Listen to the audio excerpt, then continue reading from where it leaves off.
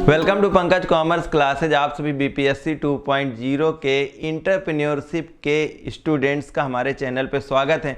आज हम आपके लिए लेकर के आए हैं डेमो 3। तो आइए हम स्टार्ट करते हैं आज का सेशन।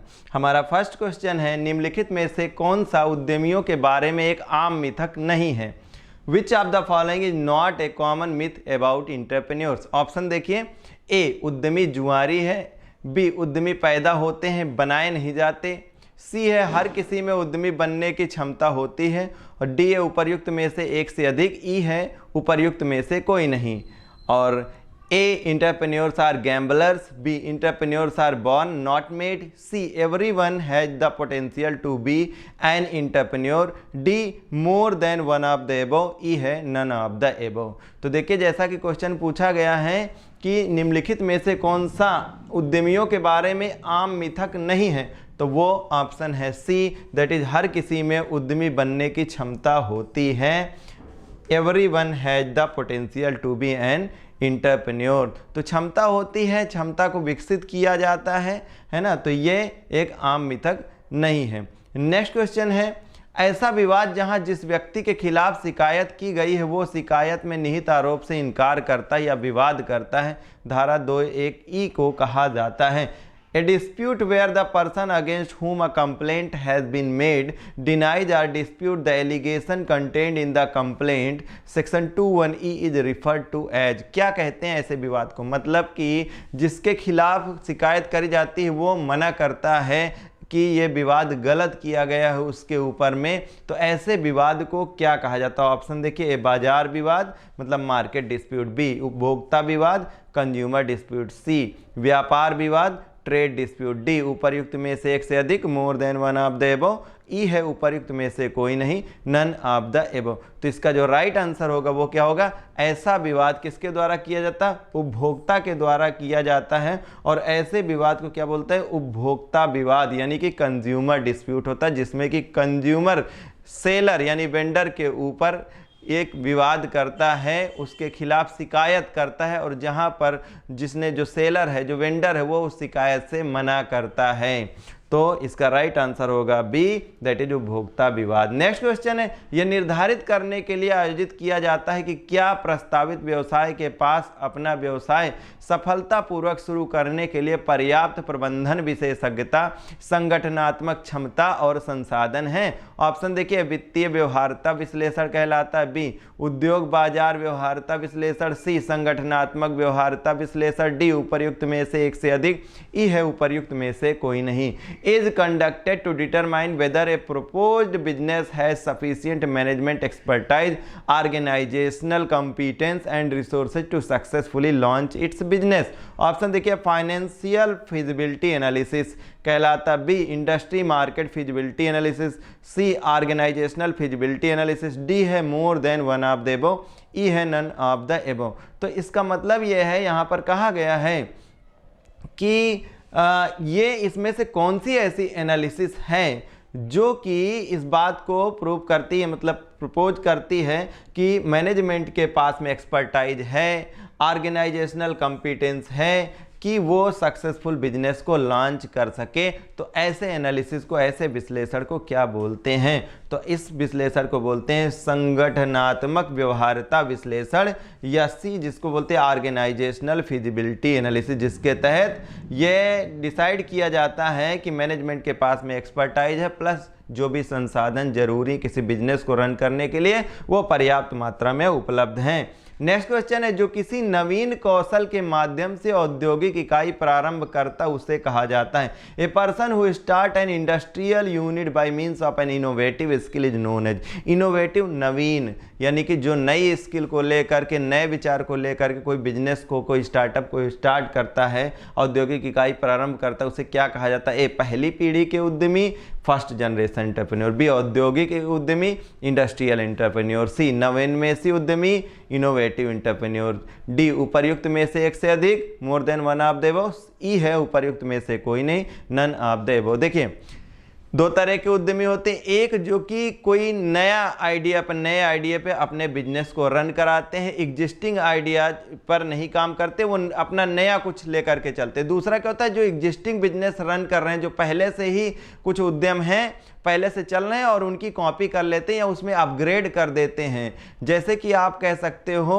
कि फ्लिपकार्ट का अमेज़न ने कर दिया, फ्लिपकार्ट पहले था उसके बाद अमेज़न आ गया, या कुछ जो पुराने बिजनेस ट्रेडिशनल बिजनेस है उसी में अपग्रेडेशन कर देना। लेकिन जब कभी कोई नया आइडिया लेकर के नए आइडिया को इनोवेट करता है और उसके बाद में फिर बाकी के लोग उसको बाद में फॉलो करते हैं, मतलब बाकी के बिजनेसेस उसको फॉलो करते हैं, बाकी की जो इंटरप्रेन्योर उसको फॉलो करते हैं, तो ऐसे इंटरप्रेन्योर को जो नवीन कौशल के माध्यम से औद्योगिक इकाई को प्रारंभ करता है उसे पहली पीढ़ी के उद्यमी कहते हैं। First generation entrepreneur is a right option. Next question है, निम्नलिखित में से कौन सा सिडबी का कार्य है? Which of the following is a function of SIDBI? तो सिडबी का काम क्या है? बीज पूंजी का विस्तार। ऑप्शन देखिए, ए बीज पूंजी का विस्तार, एक्सटेंशन ऑफ सीड कैपिटल, और बी है बिलों की छूट, डिस्काउंटिंग ऑफ बिल, सी है एमएसएमई के सेक्टर को बढ़ावा देना यानी कि promotion of micro small medium enterprises sector को, डी उपर्युक्त में से एक से अधिक, more than one of the above, E है उपर्युक्त में से कोई नहीं, नन ऑफ द एबव। तो देखिए जो ये एमएसएमई का यानी कि सिडबी का काम है, सिडबी स्मॉल स्केल इंडस्ट्रीज के लिए होता है। इनका काम क्या होता है कि बीज पूंजी का विस्तार करना। जो बीज पूंजी विस्तार का मतलब होता है कि स्टार्टिंग में जो कैपिटल की जरूरत होती है उसका एक्सटेंशन करना, बिलों की छूट करना, या एमएसएमई के सेक्टर को बढ़ावा देना। तो यहाँ पे राइट आंसर हो जाएगा डी, दैट इज उपर्युक्त में से एक से अधिक, more than one of the above. Next question है, जो ऐसे उद्यम करता है जो बाजार में बदलती मांग के साथ साथ चलते हैं उसे कहा जाता है? ऑप्शन देखिए, आधुनिक उद्यमी, बी शास्त्रीय उद्यमी, सी पहली पीढ़ी के उद्यमी, डी उपर्युक्त में से एक से अधिक, ई उपर्युक्त में से कोई नहीं। A person who undertake those venture which go well along with the changing demand in the market is known as. Option देखिए, modern entrepreneur, B classical entrepreneur, C first generation entrepreneur, D more than one of the above, और E है none of the above. तो देखिए क्या होता है, कहते हैं कि ऐसे उद्यमी जो कि किसी उद्यम को स्टार्ट तो करते हैं, लेकिन क्या होता है जैसे जैसे बाजार की मांग बदलती जाती, चेंज होती जाती, अपने आप को उस हिसाब से अपग्रेड करते हैं और चेंज करते जाते हैं। आप यूं कह सकते हैं कि उनको अपडेट करते जाते हैं। ऐसे उद्यमियों को क्या बोलते हैं? ऐसे उद्यमियों को आधुनिक उद्यमी बोलते हैं। Is the right answer, modern entrepreneur is the right answer. Next question है, निम्नलिखित में से कौन सा कथन गलत है? इसमें से पूछा गया कौन सा कथन गलत है यानी कि रॉन्ग स्टेटमेंट है। तो ऑप्शन जरा ध्यान से पढ़ें। मुद्रा, ए मुद्रा सूक्ष्म उद्यमों के विकास और पुनर्वित्त के लिए भारत सरकार द्वारा स्थापित एक वित्तीय संस्थान है। तो ए कहा गया है कि जो मुद्रा है वो क्या है? भारत सरकार द्वारा उद्यमों के विकास और पुनर्वित्त के लिए, रिफाइनेंस करने के लिए एक संस्थान है। बी है उद्यम मित्र पोर्टल एक सक्षम मंच है जिसका उद्देश्य न केवल क्रेडिट डिलीवरी के लिए बल्कि क्रेडिट प्लस सेवाओं की मेजबानी के लिए एंड टू एंड समाधान प्रदान करता। तो उद्यम मित्र पोर्टल बनाया गया जैसे कि उद्यमियों को हेल्प किया जा सके। सी है सिडबी को बड़े पैमाने के उद्योग के प्रचार, वित्त पोषण और विकास के ट्रिपल एजेंडे को क्रियान्वित करने के लिए प्रमुख वित्तीय संस्थान के रूप में कार्य करने का आदेश दिया गया है। और डी है उपर्युक्त में से एक से अधिक, ई है उपर्युक्त में से कोई नहीं। यहाँ पर देखेंगे which of the following statement is false? Mudra is a financial institution set up by the government of India for the development and refinancing of micro enterprises.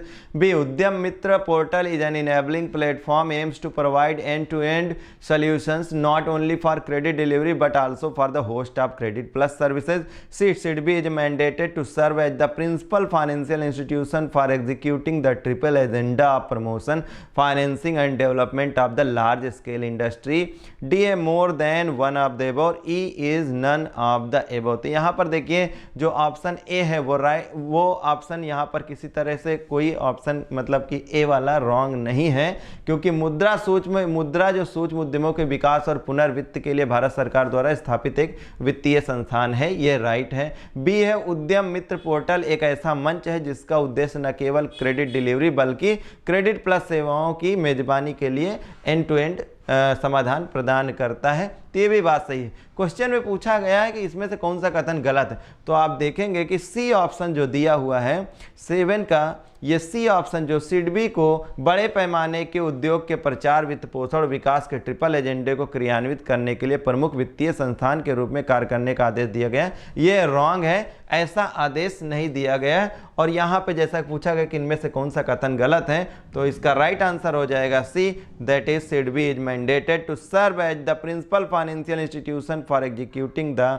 Triple agenda of promotion, financing, development of the large scale industry. Next question है, यदि पति पत्नी मिलकर कोई व्यावसायिक उद्यम चला रहे हो तो उन्हें कहा जाता है, मतलब हस्बैंड वाइफ एंड हस्बैंड मिल करके अगर कोई बिजनेस वेंचर को टुगेदर रन करते हैं तो उसे कहा जाता है। ऑप्शन देखिएगा, संयुक्त उद्यमी यानी कि ज्वाइंट इंटरप्रेन्योर, बी पारिवारिक उद्यमी फैमिली इंटरप्रेन्योर, सी सह उद्यमी कोप्रेन्योर्स, डी उपर्युक्त में से एक से अधिक more than one of the above, E है उपर्युक्त में से कोई नहीं नन ऑफ द एबव। तो यहाँ पे देखिए राइट आंसर क्या हो जाएगा, राइट आंसर होगा इन्हें सह उद्यमी कहा जाएगा, कोप्रेन्योर कहा जाएगा।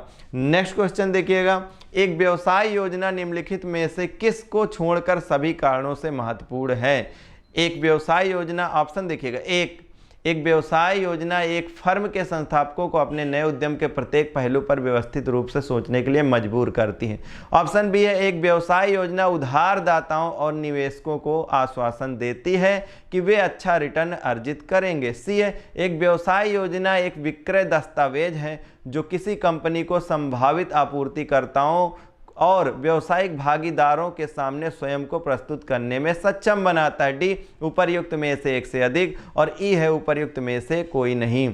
देखेंगे, a business plan is important for all of the following reasons except का मतलब कि इसको छोड़ करके बाकी सारी चीज़ों के लिए क्या है, बिजनेस प्लान इंपॉर्टेंट है। ऑप्शन देखिए, business plan forces a firm founders to systematically think through each aspect of their new venture. Option B है, a business plan provides lenders and investor assurance that they will earn a decent return. C है, a business plan is a selling document that enables a company to present itself to potential suppliers and business partners. D है, more than one of the above, E है none of the above. तो इसका right answer हो जाएगा that is, एक व्यवसाय योजना उधारदाताओं और निवेशकों को आश्वासन देती कि वे अच्छा रिटर्न अर्जित करेंगे। देखिए क्या होता है कि जो भी निवेशक होते हैं, जैसे कोई उधार देता है तो निवेशकों को उधारदाताओं का काम फिक्स होता है कि देखिए जो आपका रेट ऑफ इंटरेस्ट है उसके हिसाब से आपको क्या करेंगे, रिटर्न हम देंगे, जो भी इंटरेस्ट फिक्स है वो इंटरेस्ट आपको वापस कर देंगे। वहाँ पे ऐसा कुछ नहीं होता है, आश्वासन नहीं होता कि वे अच्छा रिटर्न की कोई बात नहीं, पहले से सारा कुछ फिक्स होता है।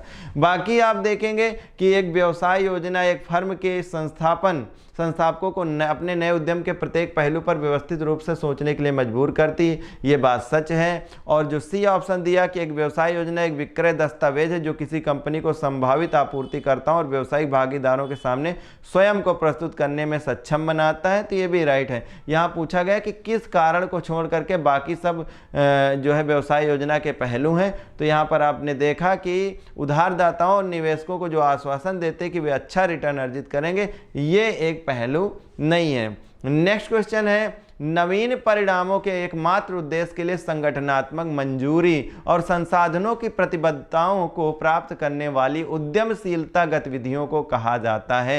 ऑप्शन देखेंगे, ए उद्यमिता, बी इंट्राप्रेन्योरशिप, सी इंट्राप्रेन्योरिंग, और डी है उपर्युक्त में से एक से अधिक, ई है उपर्युक्त में से कोई नहीं। The entrepreneurial activities that acquire organisational sanction and commitments of resources for the sole objective of innovating results is known as. Option देखेंगे, entrepreneurship, B intrapreneurship, C intrapreneuring, D more than one of the above, और E है none of the above. तो देखिए इसका जो right answer है कि नवीन परिणामों के एकमात्र उद्देश्य के लिए संगठनात्मक जो मंजूरी होती है और संसाधनों की प्रतिबद्धताओं को प्राप्त करने वाली उद्यमशीलता गतिविधियों को इंट्राप्रेन्योरिंग कहा जाता है। तो यहाँ पर राइट आंसर हो जाएगा C, that is intrapreneuring is the right answer. Next question है, विशेष रूप से उच्च प्रौद्योगिकी, उच्च जोखिम और अनुमानित उच्च इनाम परियोजनाओं के वित्त पोषण के लिए वित्त पोषण का एक रूप है। ऑप्शन देखेंगे, ए उद्यम पूंजी, बी वर्तमान पूंजी, सी प्रारंभिक पूंजी, डी उपर्युक्त में से एक से अधिक, ई है उपर्युक्त में से कोई नहीं। Is a form of financing specially for funding high technology, high risk and perceived high reward project. Option है A venture capital, B current capital, C seed capital, D more than one of the above, E है none of the above. तो इसका right answer है, इसको बोलते हैं उद्यम पूंजी या वेंचर कैपिटल। वेंचर कैपिटल क्या होता है? ये फॉर्म ऑफ फाइनेंसिंग है जो कि फंडिंग करता है किस बात के लिए? टेक्नोलॉजी के लिए, हाई रिस्क के लिए और हाई रिवार्ड प्रोजेक्ट के लिए जो फंडिंग करी जाती है उसी को बोलते हैं उद्यम पूंजी या वेंचर कैपिटल। नेक्स्ट क्वेश्चन है, नए विकास या विचारों की अगुवाई करने वाले लोगों के समूह को कहा जाता है। ऑप्शन है ए मोहरा, बी मंगार्ड, सी उत्साही, डी उपर्युक्त में से एक से अधिक, ई उपर्युक्त में से कोई नहीं। A group of people leading the way in new developments or ideas is known as vanguard, B manguard, C enthusiast, D है more than one of the above, E है नन ऑफ द अबव। तो इसका right answer होगा A, that is मोहरा, that is vanguard, यानी कि नए विकास या विचारों की अगुवाई करने वाले लोगों के समूह को वैनगार्ड या मोहरा कहा जाता है। नेक्स्ट क्वेश्चन है, कार्यशील पूंजी की आवश्यकता की योजना बनाते समय निम्नलिखित में से कौन सा प्रासंगिक है? कार्यशील पूंजी का मतलब होता है वर्किंग कैपिटल, और वर्किंग कैपिटल में भी ग्रॉस वर्किंग कैपिटल और नेट वर्किंग कैपिटल, मतलब कि सकल कार्यशील पूंजी और शुद्ध कार्यशील पूंजी आता है। जब हम करंट एसेट में से करंट लायबिलिटीज को माइनस करते हैं तो वर्किंग कैपिटल होता है, और जब करंट एसेट में से करंट लायबिलिटीज को नहीं माइनस करते हैं, सिर्फ करंट एसेट ही होता है, तो उसको हम ग्रॉस वर्किंग कैपिटल कहते हैं, और जब करंट एसेट में से करंट लायबिलिटी को माइनस कर देते हैं तो उसे हम नेट वर्किंग कैपिटल कहते हैं। यहाँ पूछा गया कि कार्यशील पूंजी की आवश्यकता की योजना बनाते समय निम्नलिखित में से कौन सा प्रासंगिक है? ऑप्शन देखिए, नकदी शेष की पहचान कीजिए जो व्यवसाय को दिन प्रतिदिन के खर्चों को पूरा करने की अनुमति देता है लेकिन नकदी रखने की लागत को कम करता है। बी है इन्वेंट्री के स्तर को पहचान कीजिए जो निर्बाध रूप से उत्पादन की अनुमति देता है। सी उपर्युक्त क्रेडिट पॉलिसी की पहचान कीजिए। डी है उपर्युक्त में से एक से अधिक। ई है उपर्युक्त में से कोई नहीं। विच of the following is relevant while planning for working capital requirement? Options are there. A. Identify the cash balance which allows for the business to meet day-to-day expenses but reduces cash holding cost. B है identify the level of inventory which allows for uninterrupted production. C. Identify the appropriate credit policy. D. More than one of the above. E. None of the above. तो यहाँ पर right answer हो जाएगा D, that is उपर्युक्त में से एक से अधिक। देखिए कार्यशील पूंजी कहाँ कहाँ से आ सकती है? तो भाई नकदी की शेष की पहचान कीजिए, जो कैश बैलेंस है उसकी पहचान कीजिए। जो व्यवसाय को किस काम के लिए जो कैश बैलेंस होगा तो वो किस काम के लिए होता है? दिन प्रतिदिन के खर्चों को पूरा करने की अनुमति देता है लेकिन नकदी रखने की लागत को कम करता है। दूसरा, इन्वेंट्री के स्तर को पहचानिए कि कितना इन्वेंट्री की जरूरत है। मतलब यह है कि इन्वेंट्री वर्किंग कैपिटल ऐसी चीज है और कैश का बैलेंस, जो कि इन्वेंट्री जितनी जरूरत है उतना रखिए, ना तो जरूरत से ज़्यादा इन्वेंट्री रखिए और ना जरूरत से कम रखिए। अगर ज़रूरत से ज़्यादा रखोगे तो सड़ेगा, गलेगा, नुकसान होगा, और ज़रूरत से कम होगा तो आपकी जो आपूर्ति है अगर वो आपूर्ति में बाधा आएगी तो प्रोडक्शन ठप हो जाएगा। तो इस तरह से। और सी है उपर्युक्त क्रेडिट पॉलिसी की पहचान कीजिए। क्रेडिट पॉलिसी का मतलब जब आप कहीं को उधार माल बेचते हो या उधार माल खरीदते हो, तो जब उधार माल खरीदते हो तो आपको ये देखना होगा कि कितने दिन बाद उनको पेमेंट करना है, तो वो ड्यूरेशन आपको मिल जाता है जिस समय आपको कैश का बैलेंस मतलब कि पर्याप्त मात्रा में आपको कैश की अवेलेबिलिटी रखनी होगी। तो ये सारी ही चीज़ें हैं जो कि कार्यशील पूंजी की आवश्यकता की योजना बनाते समय प्रासंगिक है। तो इस तरह से राइट आंसर क्या हो जाएगा? डी, दैट इज उपर्युक्त में से एक से अधिक, more than one of the above. Next question है, आसान ऋण योजना का उद्देश्य इकाइयों को कौन सा कार्य करने के लिए प्रोत्साहित करना है?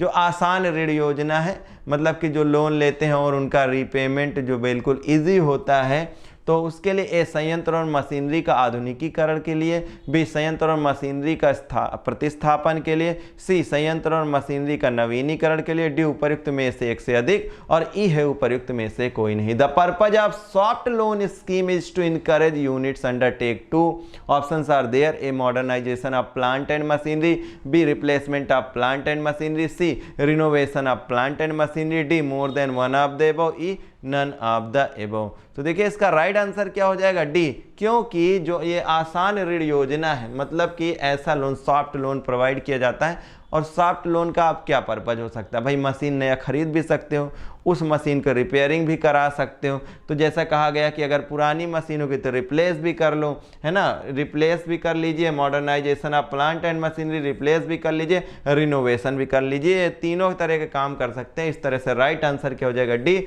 उपर्युक्त में से एक से अधिक, more than one of the above. Next question है, फाइलिंग में फोल्डर, दराज, कैबिनेट और अलमारियों की आवश्यकता होती।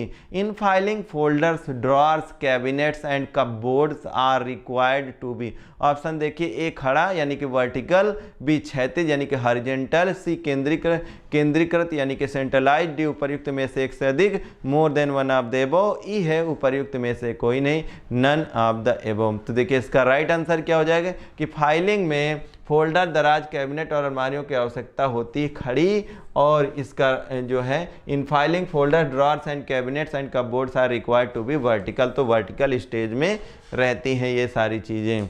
नेक्स्ट क्वेश्चन है, एक व्यवसाय योजना किसके लिए महत्वपूर्ण है, a business plan is important for, देखिए किनके लिए महत्वपूर्ण है। ऑप्शन देखिए, ऋणदाताओं और निवेशकों को आश्वासन देता है कि वे उचित रिटर्न अर्जित करेंगे, providing lenders and investors assurance that they will earn a decent return, B है विक्रय साधन होना बीइंग सेलिंग इंस्ट्रूमेंट, सी क्रय साधन होना being a purchasing instrument, D उपर्युक्त में से एक से अधिक, more than one of the above, E उपर्युक्त में से कोई नहीं, नन ऑफ द एबव। तो व्यवसाय योजना किसके लिए महत्वपूर्ण है, तो व्यवसाय योजना महत्वपूर्ण इनमें से, यानी कि यहाँ पे राइट आंसर हो जाए ई उपर्युक्त में से कोई नहीं, none of the above will be right answer, क्योंकि व्यवसाय योजना इन सभी के लिए उपर्युक्त नहीं है, महत्वपूर्ण नहीं है। नेक्स्ट क्वेश्चन देखिए, परिस्थितियों का एक अनुकूल समूह जो किसी नए उत्पाद, सेवा या व्यवसाय की आवश्यकता पैदा करता है, मतलब ऐसी परिस्थिति आ जाती हैं और उनका एक अनुकूल समूह जो कि किसी नए प्रोडक्ट को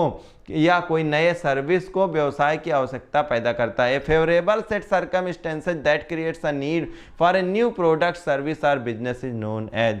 ऑप्शन देखिए, ए आवास यानी कि नीश, बी उद्यम जिसे वेंचर कहते हैं, सी अवसर अपॉर्चुनिटी, डी उपर्युक्त में से एक से अधिक, more than one of the above, और ई है उपर्युक्त में से कोई नहीं, नन ऑफ द एबव। तो इसका राइट आंसर हो जाएगा कि जब कभी आप एक ऐसी सिचुएशन देखते हैं जिसमें कि एक बिजनेस, एक इंटरप्रेन्योर को बिजनेस नज़र आता है कि उस चीज़ को उस समय के अकॉर्डिंग जो भी प्रोडक्ट की डिमांड है उसको उपलब्ध करा करके वो एक तो सोसाइटी को सर्विस प्रोवाइड कर सके, दूसरा प्रॉफिट भी अर्न कर सके और अपनी कैपिटल और अपने बिजनेस का विस्तार कर सके। तो ऐसी स्थिति को जो कि अनुकूल समूह है परिस्थितियों का और नए प्रोडक्ट यानी कि नए उत्पाद, सेवा या व्यवसाय की आवश्यकता पैदा करते हैं, उसे हम अवसर कहते हैं, यानी कि opportunity is the right answer. Opportunity को देख करके ऐसे प्रोडक्ट को लॉन्च किया जाता है, जैसे कोरोना काल में देखिए सैनिटाइजर आपने देखा,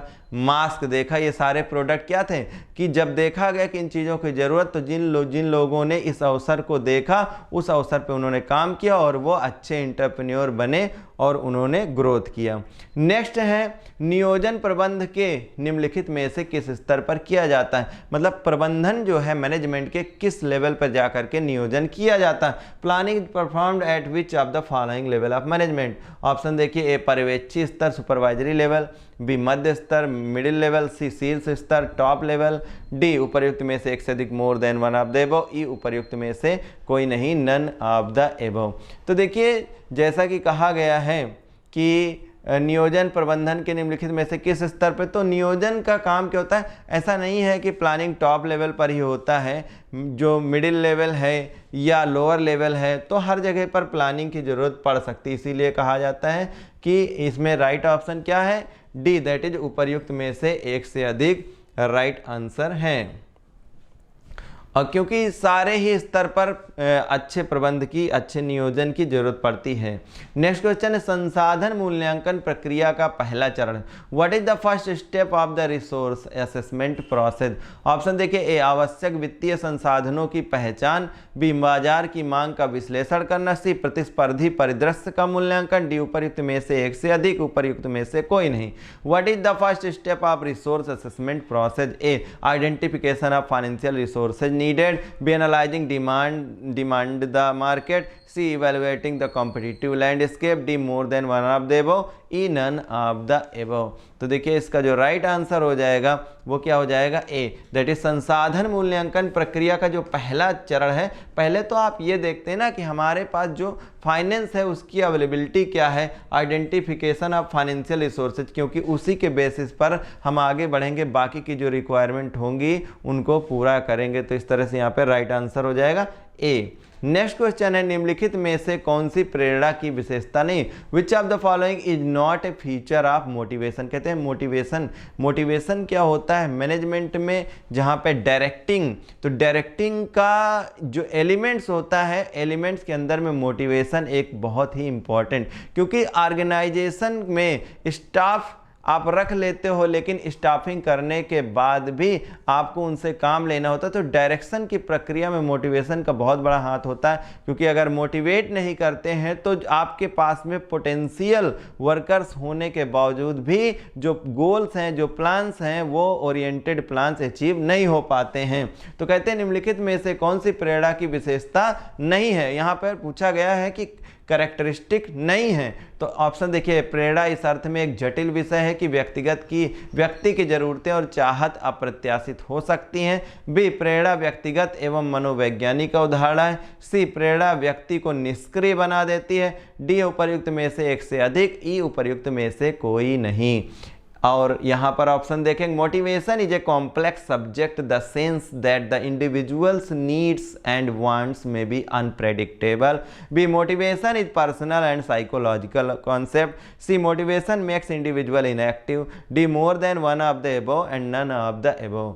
तो देखिए यहाँ पे पूछा गया है कि जो ये मोटिवेशन है ना, इसकी क्वालिटी मतलब इसकी कैरेक्टरिस्टिक नहीं है। तो पहला कि एक जटिल विषय है जो कि व्यक्ति की जरूरतें और चाहत अप्रत्याशित हो सकती हैं। दूसरा, प्रेरणा व्यक्तिगत और मनोवैज्ञानिक अवधारणा, ये भी कैरेक्टरिस्टिक है इसकी और राइट कैरेक्टरिस्टिक। लेकिन सी वाला है, कहा गया कि प्रेरणा से व्यक्ति निष्क्रिय हो जाता है, ऐसा नहीं होता है। आप बताइए, किसी को प्रेरणा दी जाती है, उसको मोटिवेट किया जाता है तो किस लिए? कि वो और अच्छा सा काम करे, कि वो इनएक्टिव हो जाए? तो वो यहाँ पे राइट आंसर क्या हो जाएगा? सी, दैट इज प्रेरणा व्यक्ति को निष्क्रिय बना देती है, ये कोई भी मोटिवेशन का फीचर नहीं है। नेक्स्ट क्वेश्चन देखिए, निम्नलिखित में से कौन सा उद्यमिता के लिए वित्तीय बाधा का उदाहरण है? Which of the following is an example of financial barrier to entrepreneurship? A बाजार में मांग की कमी, बी पूंजी और फंडिंग तक सीमित पहुंच, सी अपर्याप्त व्यवसाय योजना, डी उपर्युक्त में से एक से अधिक, ई उपर्युक्त में से कोई नहीं। और यहाँ पर देखेंगे, lack of market demand, B limited access to capital and funding, C inadequate business planning, D more than one of the above, और ई है नन ऑफ द एबव। तो देखिए यहाँ पे जो राइट आंसर है कि निम्नलिखित में से कौन सा उद्यमिता के लिए वित्तीय बाधा का उदाहरण है? भाई वित्तीय बाधा कब पहुँचेगी? जब बाजार में जो प्रोडक्ट आप बना रहे हो इनोवेशन के बाद में उसकी ज़रूरत ही नहीं, उसकी मांग नहीं है बाजार में, तो वित्तीय बाधा पहुँचेगी। तो ऑप्शन ए देखिएगा, lack of market demand is the right answer. Next question है, वो व्यक्ति जो किसी संगठन के भीतर काम करता और उद्यमशीलता की क्षमता रखता है कहलाता है person who works within an organisation having entrepreneurial capabilities is called. मतलब किसी भी ऑर्गेनाइजेशन में काम भी कर रहा और उसके अंदर वो क्वालिटी है, वो एज एन इंटरप्रेन्योर भी वर्क कर सकता है, इंटरप्रेन्योरियल स्किल भी है, उसे क्या कहते हैं? ए उद्यमी इंटरप्रेन्योर, बी इंटरप्रेन्योर, सी प्रबंधक यानी कि मैनेजर, डी उपर्युक्त में से एक से अधिक, more than one of the above, E है उपर्युक्त में से कोई नहीं, नन ऑफ द एबव। तो इसका राइट आंसर हो जाएगा, उसे बोलते हैं इंट्राप्रेन्योर। क्या बोलते हैं? Intrapreneur, B is the right answer. ऐसा पर्सन जो कि ऑर्गेनाइजेशन के अंदर काम भी करता है और उसके अंदर इंटरप्रेन्योरियल स्किल भी होती है, ऐसे पर्सन को इंटरप्रेन्योर कहते हैं। नेक्स्ट क्वेश्चन है, बिक्री संवर्धन में प्रतियोगिताओं और स्वीप स्टेक्स का उपयोग करने का उद्देश्य क्या है? What is the purpose of using contest and sweepstakes in sales promotion? Option देखिए, ए ग्राहकों की प्रतिक्रिया एकत्र करने के लिए, बी ब्रांड जागरूकता पैदा करना, सी छूट और प्रोत्साहन प्रदान करना, डी उपर्युक्त में से एक से अधिक, ई उपर्युक्त में से कोई नहीं। यहाँ पर ऑप्शन है ए टुगेदर कस्टमर फीडबैक। टुगेदर का मतलब कि एकत्रित करने के लिए कस्टमर की प्रतिक्रिया को, B to create brand awareness, C to offer incentive discounts and D more than one of the above, E है नन ऑफ द एबव। तो देखिए यहाँ पे जो राइट आंसर है वो क्या है कि बी ब्रांड जागरूकता पैदा करने के लिए। जैसा कि क्वेश्चन ने कहा है कि बिक्री संवर्धन यानी कि सेल्स प्रमोशन, वो बिक्री संवर्धन में प्रतियोगिताओं और स्वीप स्टेक्स का उपयोग करने का उद्देश्य क्या है, जिससे कि लोगों को उस ब्रांड के बारे में, पर्टिकुलर ब्रांड के बारे में जागरूकता हो, लोगों को उसके बारे में पता चले। तो यहाँ पर राइट आंसर बी हो जाएगा, ब्रांड जागरूकता पैदा करने के लिए, टू क्रिएट ब्रांड अवेयरनेस।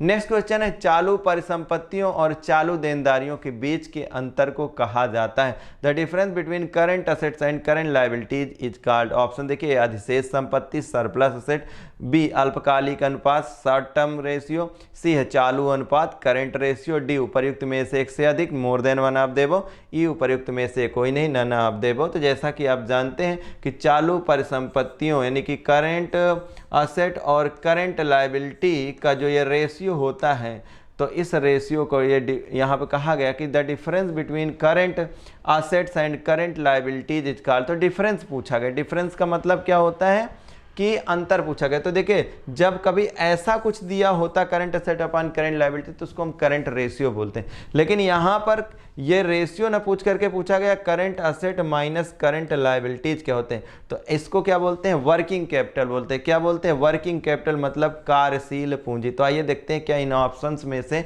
ऐसा कुछ लिखा। तो ऑप्शन देखिए, अधिशेष संपत्ति है, अल्पकालिक अनुपात है, चालू अनुपात है। तो अब चूंकि यहाँ पर माइनस पूछा गया था, डिफरेंस पूछा गया था, इसका ये रेशियो नहीं पूछा गया था, तो इस तरह से यहाँ पर हमारा जो राइट आंसर हो जाएगा वो है उपर्युक्त में से कोई नहीं। इनमें से इसका देखिए कोई भी आंसर नहीं, ये कंफ्यूज करने के लिए क्वेश्चन दिया गया है कि आप जो है चालू परिसंपत्तियों और चालू देनदारियों के बीच को अंतर को नहीं, आप अनुपात को समझ करके करंट रेशियो लगाएंगे और आंसर हो जाएगा आपका गलत। तो ध्यान दीजिएगा ऐसे क्वेश्चन पर, यहाँ पर राइट आंसर क्या हो जाएगा, उपर्युक्त में से कोई नहीं। नेक्स्ट और आज का हमारा लास्ट क्वेश्चन है, विक्रय संवर्धन का प्राथमिक उद्देश्य है।